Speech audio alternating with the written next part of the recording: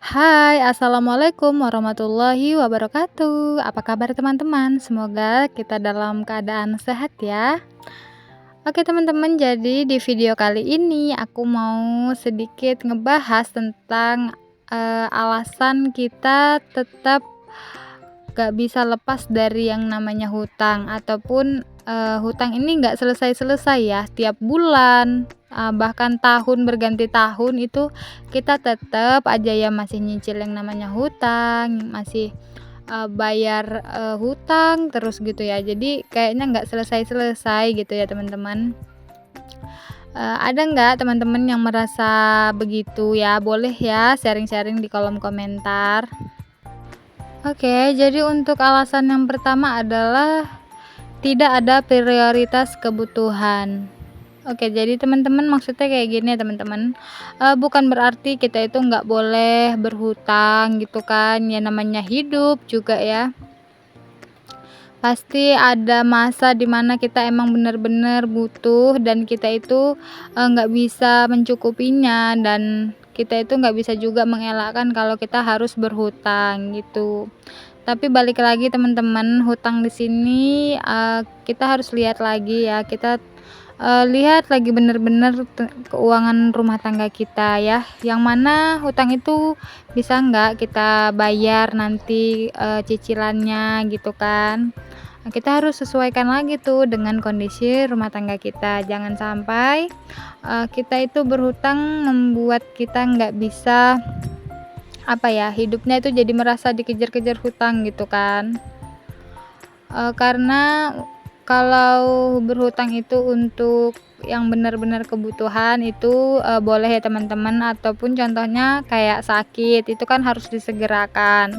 Jadi itu nggak masalah ya, tapi kalau berhutang untuk yang lain itu mungkin teman-teman harus lihat lagi, prioritasnya gitu kan. Kemudian untuk yang kedua adalah alasannya itu untuk mengikuti tren ya, atau gini teman-teman, kita itu bergaya di atas kemampuan ya, kita nih udah tahu nih kemampuan kita itu hanya sebatas ini nih, tapi kita nggak, lihat itu lagi karena kita merasa, ya udahlah ini kan trennya belum tentu bulan depan itu trennya itu yang sama gitu kan. Kita memaksakan aja tuh diri kita untuk tetap mengikuti tren tersebut.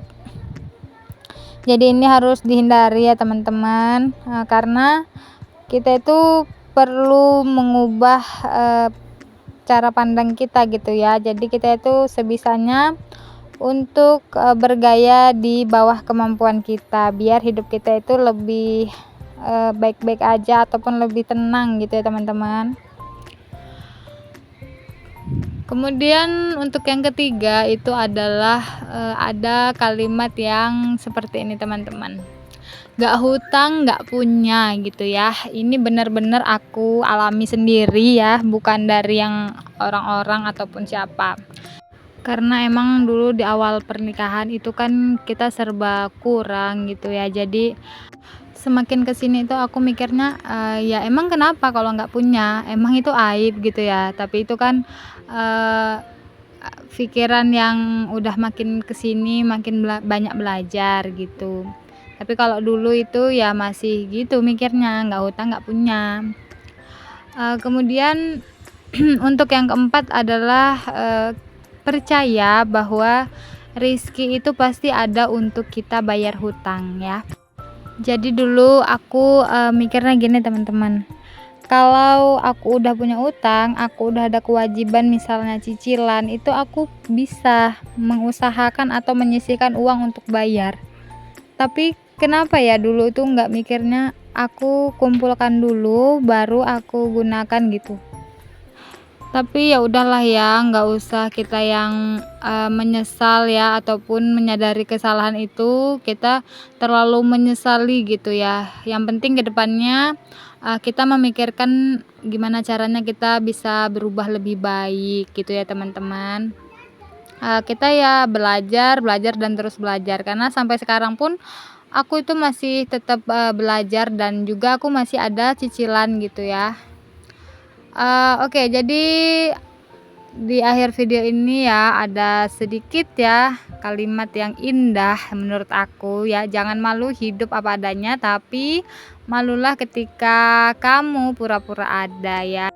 Oke, sekian dulu video hari ini. Sampai ketemu di video aku selanjutnya ya.